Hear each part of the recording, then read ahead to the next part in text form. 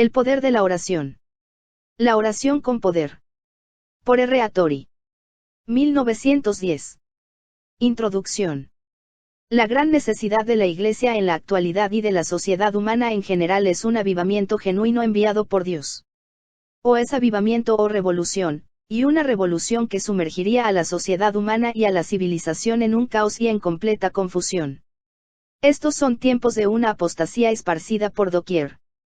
Esta puede ser la última apostasía de la que seremos salvos por el regreso de nuestro Señor Jesucristo a esta tierra para tomar las riendas del gobierno en sus manos plenamente competentes. Ese por supuesto sería el mayor y más glorioso de los avivamientos, un avivamiento que nunca terminaría. Sin embargo, no sabemos si esta es la última apostasía. Ha habido otras apostasías más abrumadoras e impactantes en el pasado que esta en la presente era. La apostasía en Inglaterra en tiempo de los Wesley y en los Estados Unidos en el tiempo de Jonathan Edwards fue mucho más extendida que la apostasía de la actualidad.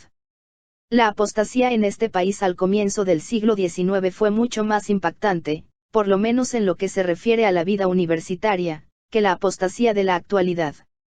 Fue el avivamiento bajo los Wesley y sus asociados lo que salvó a la Iglesia y salvó a la civilización en su tiempo. Hasta un racionalista tan consumado como Lecky, el historiador, reconoce que fue el avivamiento bajo los Wesley que salvó a la civilización en Inglaterra. Fue el gran despertamiento bajo el liderazgo de Jonathan Edwards y otros que salvaron la Iglesia en los Estados Unidos. Nuestra necesidad más apremiante en la actualidad es un avivamiento enviado por Dios, profundo, completo y obrado por el Espíritu Santo. Tal avivamiento en lo que se refiere a la agencia humana siempre viene de una sola manera, por oración. Fue el llamado a la oración de Jonathan Edwards que produjo el gran avivamiento. El maravilloso avivamiento de 1857 fue producido por el misionero citadino Landfears, al motivar a orar a los cristianos de Nueva York. Fue la oración de 4 cristianos humildes de Kells y las oraciones de otros, lo que produjo el maravilloso avivamiento de Ulster de 1859 a 1860. El escritor del presente libro, a petición de D. L. Moody, a fines del siglo XIX escribió un libro titulado Cómo orar y Dios usó ese libro para mover a muchos miles a orar y la gran obra en Australia, en Nueva Zelanda en 1902 que se extendió por toda Inglaterra, Escocia, Irlanda y Gales, el gran avivamiento de Gales de 1904 y a la India y a muchas otras tierras que resultaron en la conversión de cientos de miles de almas, fue el resultado directo de la publicación de ese libro. El presente libro está mucho más completo y más lleno que el de Cómo orar y cubre todo el tema de la oración no solo en su relación a los avivamientos, sino en relación a los varios departamentos de la vida y actividad cristiana. Los capítulos están compuestos principalmente de mensajes sobre la oración que el escritor ha predicado al ir por todo el mundo predicando el Evangelio. Han crecido a través de los más de 22 años en los que él se ha involucrado en esta obra. En su forma presente y completada se han predicado a su propia gente en la iglesia de la Puerta Abierta, Los Ángeles, y se han transmitido por la radio a quizás 100.000 personas, algunos dicen que a muchas más, cada semana en lugares desde 1 milla hasta 3.000 millas de distancia. Estos fueron radioescuchas de domingo tras domingo en el otoño y el verano y la primavera de 1923 y 1924. Al escribir este autor el prefacio, el autor está en medio de un avivamiento en Winnipeg, Canadá, en donde anoche 5.000 personas repletaron el estadio que solamente sienta a 4.100 y muchos no pudieron ni entrar. Muchos hombres, mujeres y niños hicieron una profesión pública de aceptar a Cristo en esa hora. Tendremos un avivamiento de gran poder que se extienda a muchas tierras. Yo creo que sí. Que Dios conceda que este libro lo apresure. R. Tori. Capítulo 1. El poder de la oración. No tenéis, porque no pedís. Santiago 4:2.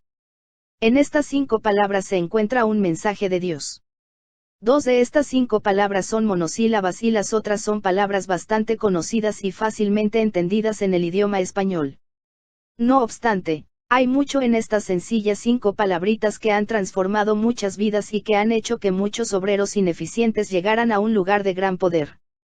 Usted encuentra estas 5 palabras en Santiago 4:2, las últimas palabras del versículo no tenéis, porque no pedís. Estas 5 palabras contienen el secreto de la pobreza y la falta de poder del cristiano promedio, del ministro promedio y de la iglesia promedio. ¿Por qué es? Se preguntan muchos cristianos por qué es que avanzo tan poco en mi vida cristiana.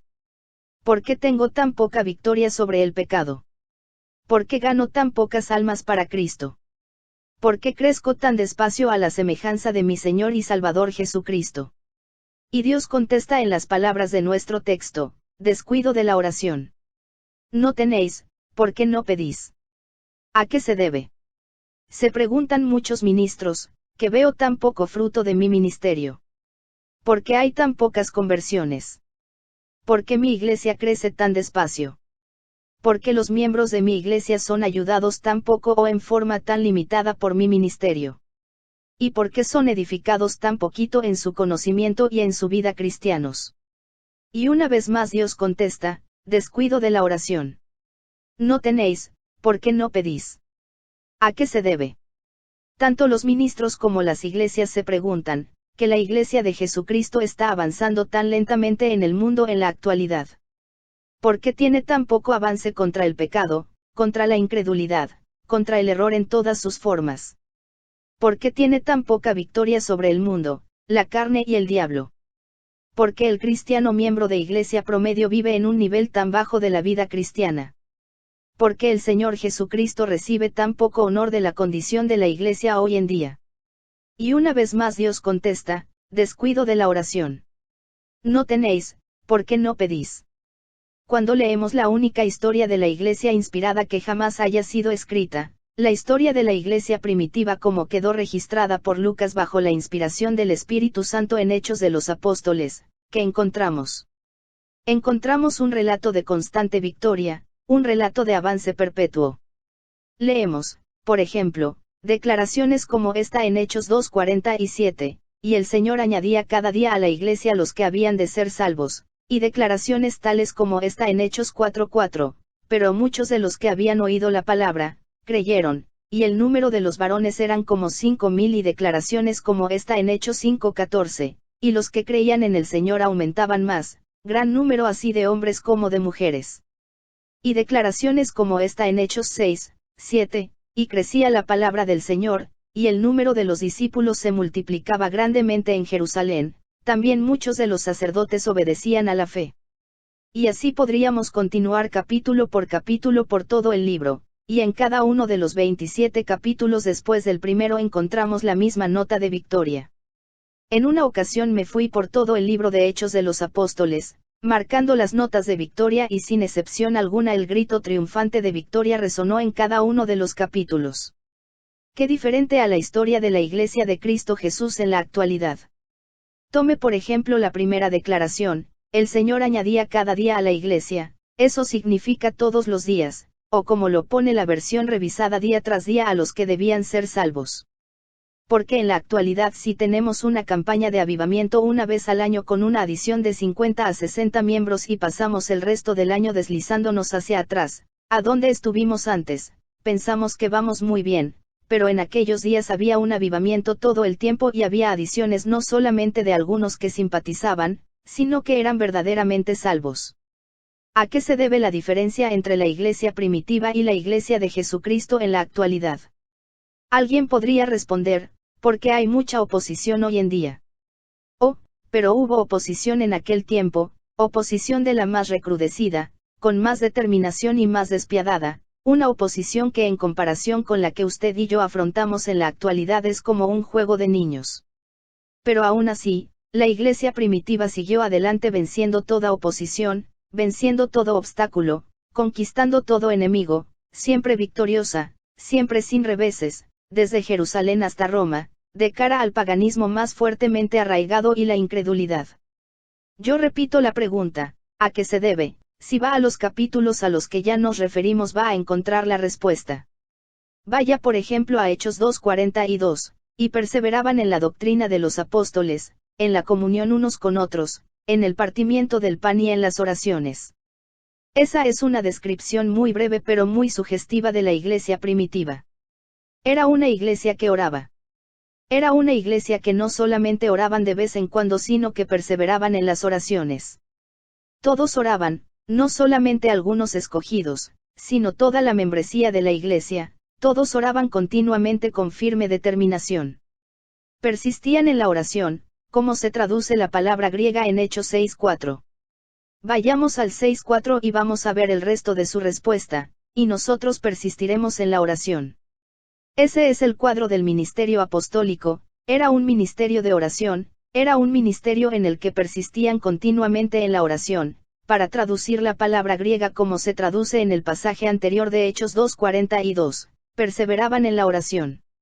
Una iglesia que oraba y un ministerio que oraba, tal clase de iglesia y tal clase de ministerio puede lograr lo que debe lograr. Va a continuar con firmeza derribando toda oposición, venciendo todo obstáculo, conquistando todo enemigo en la actualidad como lo hizo en el tiempo de los apóstoles. No hay otra cosa en la iglesia de la actualidad, en el ministerio de la actualidad para ser más explícitos en la que usted y yo nos hayamos alejado tan notoriamente y tan lamentablemente del precedente apostólico que en este asunto de la oración. No vivimos en una era de oración. Una proporción considerable de la membresía en nuestras iglesias evangélicas en la actualidad no cree ni teóricamente en la oración, o sea, no creen en la oración que logre que suceda algo que no sucedería si no oraran. Creen en la oración como si solamente tuviera una especie de reflejo de influencia benéfico, o sea, un beneficio a la persona que ora, una clase de edificación espiritual hasta el nivel de las lenguetas de sus zapatos. Pero en cuanto a una oración que haga suceder algo que no ocurriría si no oráramos, no lo creen y muchos de ellos francamente lo dicen y aún algunos de nuestros ministros modernos lo dicen. Y aún esa parte de nuestra membresía de iglesia que cree en la oración teóricamente, y gracias a Dios yo creo que todavía la gran mayoría de nuestras iglesias evangélicas, no hacen uso de este poderoso instrumento que Dios ha puesto en nuestras manos como uno lo esperaría en forma natural. Como dije, no vivimos en una era de oración. Vivimos en una era de ajetreo, de esfuerzos humanos, de determinación humana, de confianza del hombre en sí mismo y en su propio poder para conseguir y alcanzar cosas, una era de organización humana, de maquinaria humana, de empuje humano, de planeación humana y de logro humano. En las cosas de Dios esto significa que realmente no hay logros. Yo pienso que sería acertado decir que en la Iglesia de Cristo nunca estuvo, en toda su historia tan repleta, con tantos talentos y tan organizada, completa y perfectamente como lo está en la actualidad. Nuestra maquinaria es maravillosa, es justamente perfecta, pero es una maquinaria sin poder y cuando las cosas no salen bien, en vez de ir a la fuente verdadera de nuestro fracaso, de nuestro descuido de depender de Dios y de mirar hacia Dios y de buscar de Dios nuestro poder, miramos a nuestro alrededor para ver si no hay una nueva organización que pudiéramos establecer, un nuevo engrane que pudiéramos añadir a nuestra maquinaria. Ya tenemos demasiados engranes, lo que necesitamos no es una nueva organización, no son nuevos engranes sino el espíritu del ser viviente en las ruedas a quien nosotros ya poseemos. La oración tiene tanto poder en la actualidad, cuando los hombres y las mujeres se colocan en el plano de la oración y cumplen con las condiciones de la oración que prevalece, como la ha tenido en el pasado. Dios no ha cambiado y su oído está tan presto para escuchar la voz de la verdadera oración y su mano es tan larga y tan fuerte para salvar como lo ha sido en el pasado. He aquí que no se ha acortado la mano de Jehová para salvar, ni se ha agravado su oído para oír, pero vuestras iniquidades han hecho división entre vosotros y vuestro Dios, y vuestros pecados han hecho ocultar de vosotros su rostro para no oír. Isaías 59, 1, 2. La oración es la llave que abre los almacenes de la gracia y el poder infinito de Dios. Todo lo que es Dios y todo lo que tiene Dios está a disposición de la oración. Pero necesitamos usar la llave. La oración puede hacer todo lo que Dios puede y como Dios puede hacer lo que sea, la oración es omnipotente. Nadie le puede hacer frente al hombre que sabe orar y que cumple todas las condiciones de la oración que prevalece y que realmente ora. Jehová, omnipotente Dios obra a su favor y obra a través de él. Y la oración promoverá nuestra santidad personal como ninguna otra cosa excepto el estudio de la palabra de Dios. Sin embargo, específicamente ¿qué hará la oración? Hemos estado tratando con las generalidades, ahora vamos a enfocarnos a lo definido y específico. La palabra de Dios claramente responde a esta pregunta. En primer lugar, la oración va a promover nuestra consagración personal, nuestra santidad individual, Nuestro crecimiento individual a la semejanza de nuestro Señor y Salvador Jesucristo como ninguna otra cosa excepto el estudio de la palabra de Dios, y estas dos cosas, la oración y el estudio de la palabra de Dios, siempre van de la mano, porque no hay oración verdadera sin el estudio de la palabra de Dios, y no hay verdadero estudio de la palabra de Dios sin la oración. Considerando todo en la misma proporción, su crecimiento y el mío en la semejanza de nuestro Señor y Salvador Jesucristo va a estar en la exacta proporción al tiempo y la dedicación que pongamos en la oración. Note por favor exactamente lo que digo, su crecimiento y el mío en la semejanza de nuestro Señor y Salvador Jesucristo va a estar en la exacta proporción al tiempo y a la dedicación que pongamos en la oración. Lo pongo de esta manera porque hay muchos que le dan mucho énfasis al tiempo en la oración pero poco énfasis a la dedicación en su oración, que realmente oran muy poco en el largo tiempo que pasan en hacerlo. Hay otros que puede ser que no pongan tanto tiempo en la oración pero que ponen mucha dedicación en su oración, logran bastante más en su oración en el corto tiempo que lo que logran otros en su oración por tanto tiempo. Dios mismo nos dijo en Jeremías 29 horas y 13 minutos, y me buscaréis y me hallaréis, porque me buscaréis de todo vuestro corazón. Se nos dice en la palabra de Dios en Efesios 1:3, que Dios nos bendijo con toda bendición espiritual en los lugares celestiales en Cristo. O sea, Jesucristo con su muerte expiatoria por medio de su resurrección y ascensión a la diestra del Padre ha conseguido en Cristo Jesús toda bendición espiritual posible para todos los creyentes. No hay bendición espiritual que el creyente disfrute que no pueda ser suya. Le pertenece a usted ahora, Cristo la compró con su muerte expiatoria y Dios la ha hecho accesible en él. Ahí está para usted, pero le corresponde a usted reclamarla, extender la mano y tomarla. La manera señalada por Dios para reclamar, o de extender la mano para apropiarse las bendiciones que fueron procuradas para uno por la muerte expiatoria de Cristo Jesús, es por la oración. La oración es la mano que nos trae las bendiciones de Dios que Él ya proveyó en su Hijo. Si usted va por toda la Biblia encontrará declarado en forma definida que toda bendición espiritual concebible se obtiene por la oración. Por ejemplo, es en respuesta a la oración que aprendemos del Salmo 139, 23, 24, que Dios nos escudriña y conoce nuestros corazones, nos prueba y conoce nuestros pensamientos y trae a la luz el pecado que está en nosotros y nos libra de él. Como aprendemos del Salmo 19, 12, 13, es en respuesta a la oración la manera como somos limpiados de nuestros pecados ocultos y Dios nos aleja de los pecados presuntuosos. Es en respuesta a la oración que aprendemos del Salmo 19, 14, que las palabras de nuestra boca y la meditación de nuestro corazón sean aceptables delante de Dios. Es en respuesta a la oración que aprendemos del Salmo 25, 4, 5, que Dios nos muestra sus caminos y nos enseña sus veredas y nos guía en su verdad. También aprendemos de la oración que el Señor mismo nos enseñó que somos guardados de la tentación y librados del poder del mal en respuesta a la oración, Mateo 6:13.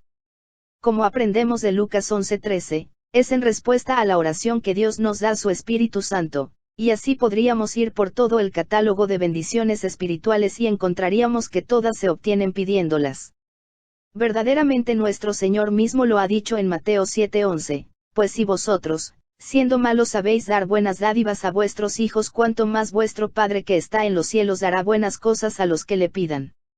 Uno de los pasajes más instructivos y sugestivos de toda la Biblia que muestra el poder grandioso de la oración para transformarnos a la semejanza de nuestro Señor Jesucristo mismo se encuentra en 2 Corintios 3:18, por tanto, nosotros todos, mirando a cara descubierta como en un espejo la gloria del Señor, somos transformados de gloria en gloria en la misma imagen, como por el Espíritu del Señor.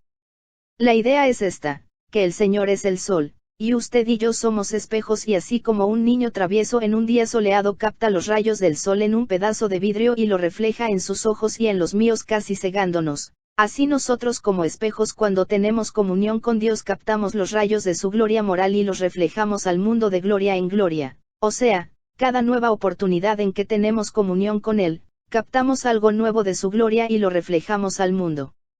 Usted recuerda el relato de Moisés, no un cuento como algunos nos quisieran hacer creer, sino un relato verídico.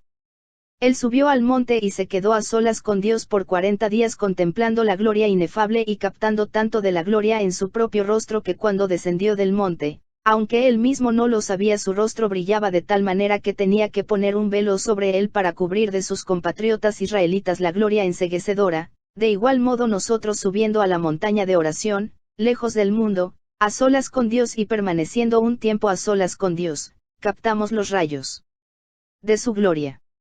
Cuando descendemos con nuestros semejantes, no es tanto que nuestros rostros resplandezcan, aunque creo que a veces nuestros rostros resplandecen, sino nuestra virtud moral con la gloria que hemos estado contemplando. De esa manera reflejamos al mundo la gloria moral de Dios, de gloria en gloria. Cada nueva ocasión de comunión con Dios captamos algo nuevo de su gloria para reflejarlo al mundo. Oh, aquí está el secreto de llegar a ser más como Dios, quedándose a solas por mucho tiempo con Dios. Si uno no se queda por mucho tiempo con Él, no va a ser como Él. Uno de los hombres más sobresalientes de la historia de Escocia fue John Welch, el yerno de John Knox, el gran reformista escocés. No fue tan conocido como su famoso suegro, pero en algunos aspectos fue más sobresaliente que Juan Knox mismo. Mucha gente tiene la idea que fue Juan Knox el que oró, «Dame Escocia o me muero». No fue él, sino John Welch su yerno. John Welch dejó registrado antes de morir que consideraba un día desperdiciado el día en que él no pasaba 7 u 8 horas en oración en privado, y cuando John Welch al fin murió, un viejo escocés que lo había conocido desde su niñez dijo de John Welch era un tipo de Cristo. Por supuesto no era muy acertado el uso del idioma, pero lo que el viejo escocés quiso decir era que Jesucristo había sellado la huella de su contenido moral sobre John Welch. ¿Cuándo había hecho esto Jesucristo? En esas 7 u 8 horas de comunión diaria con Él mismo. Yo no supongo que Dios haya llamado a alguno de nosotros a pasar 7 u 8 horas diarias en la oración, pero sí estoy confiado de que Dios nos ha llamado a la mayoría de nosotros, si no es que a todos nosotros, a poner más tiempo en la oración de la que ponemos. Ese es uno de los grandes secretos de la santidad. Ciertamente es la única manera en la que podemos llegar a ser verdaderamente santos y continuar siendo santos. Seguido cantamos el himno Toma tiempo para ser santo. Yo quisiera que lo cantáramos más en estos días. Se necesita tiempo para ser santos. Uno no puede ser santo a las carreras, y mucho del tiempo que se necesita para ser santo se debe pasar en oración, en secreto.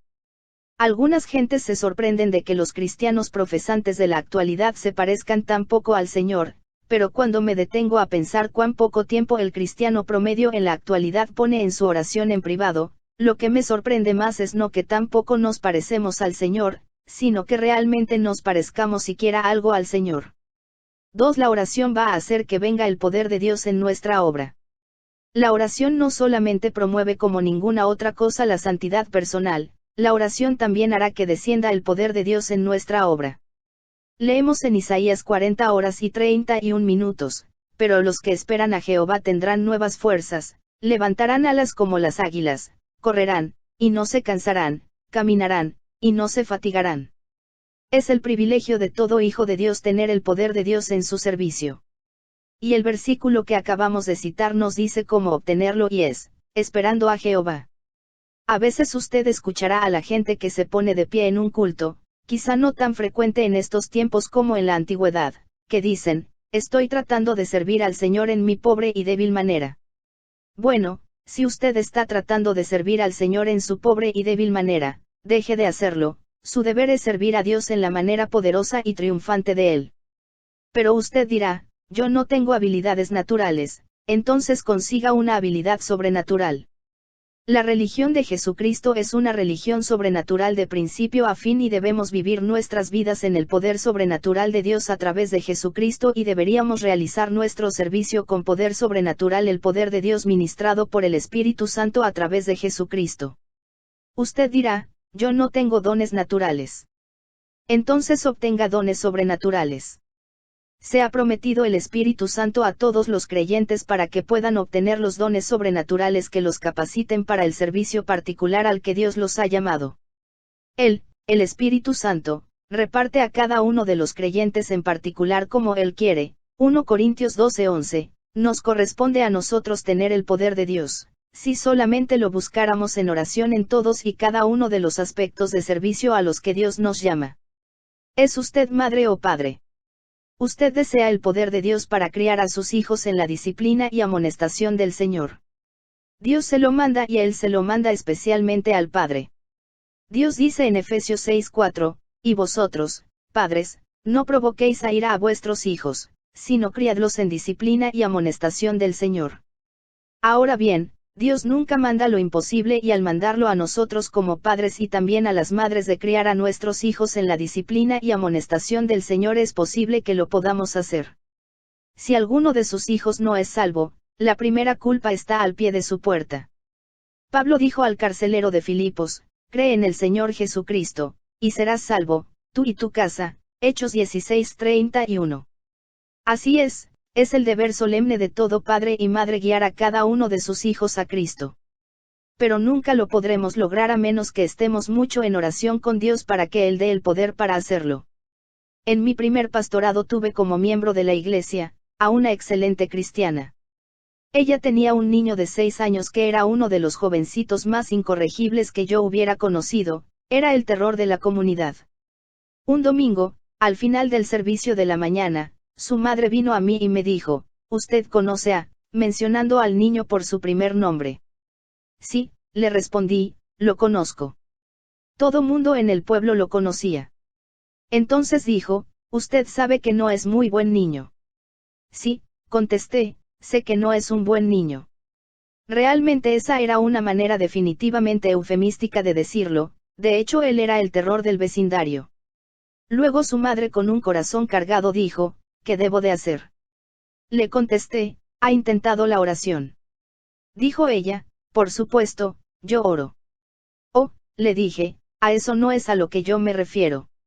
Le ha pedido usted a Dios en forma específica que regenere su hijo y luego ha esperado a que él lo haga. Yo no pienso que he orado en forma así de específica. Bueno, le dije, vaya a su casa y sea así de específica. Ella se fue a su casa y fue así de específica, y yo pienso que fue en ese mismo día, ciertamente en esa semana, que su hijo fue transformado y llegó a ser un buen joven. Oh, madres y padres, es un privilegio guiar a cada uno de sus hijos al Salvador. Pero le va a costar algo lograr que sean salvos. Se necesita mucho tiempo a solas con Dios y mucho tiempo en oración. También cuesta hacer esos sacrificios y corregir todas aquellas cosas en su vida que están mal, cuesta cumplir los requisitos de la oración que prevalece. Y si alguno de ustedes tiene hijos no salvos, vaya a solas con Dios y pídale que le muestre qué es lo que hay en su vida que es responsable de la condición actual de sus hijos y corríjalo de una vez. Luego vaya a solas delante de Dios y agárrese de Él en oración ferviente por la conversión definitiva de cada uno de sus hijos. No descanse hasta que, por la oración y después de haber puesto todo su esfuerzo usted sepa más allá de toda duda que cada uno de sus hijos se ha convertido definitiva y positivamente y ha nacido de nuevo. ¿Es usted maestro de escuela dominical? Usted quisiera ver convertirse a cada uno de sus alumnos de la escuela dominical. Ese es su principal deber como maestro de escuela dominical. Usted no está ahí meramente para enseñar geografía bíblica o historia bíblica, ni aún doctrina bíblica, sino ver que todos y cada uno de sus alumnos en su clase sean salvos. Usted desea el poder de lo alto para que lo capacite para salvarlos. Pídaselo a Dios. Cuando mi asociado, el señor Alexander y yo estuvimos en Sydney, Australia, los cultos se tuvieron en el Town Hall que albergaba como a 5.000 personas, pero las multitudes eran tan grandes que algunos días tuvimos que dividir al grupo y las mujeres solo podían asistir en la tarde y los hombres en la noche. Un domingo en la tarde, el auditorio Town Hall de Sydney estaba repleto de mujeres. Di la invitación para que los que aceptaran a Jesucristo como su Salvador personal, se entregaran a Él como su Señor y Maestro, y comenzaran a confesarlo ante el mundo y se esforzaran a vivir desde ese tiempo en delante de modo que lo agradaran en todos los aspectos de día en día. A mi izquierda una fila de señoritas, yo diría de unos 20 años de edad, se pusieron en pie, eran 18 en total.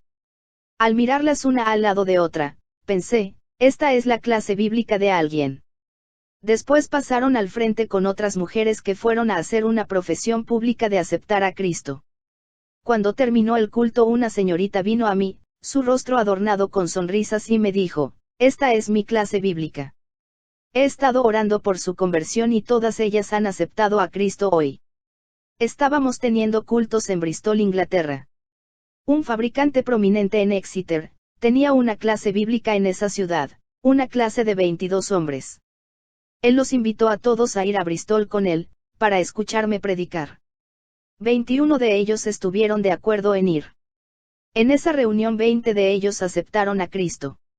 El 21º aceptó a Cristo en el tren de regreso a su casa, y luego, todos ellos a su regreso se reunieron alrededor del que faltaba que no quiso ir y él también aceptó a Cristo.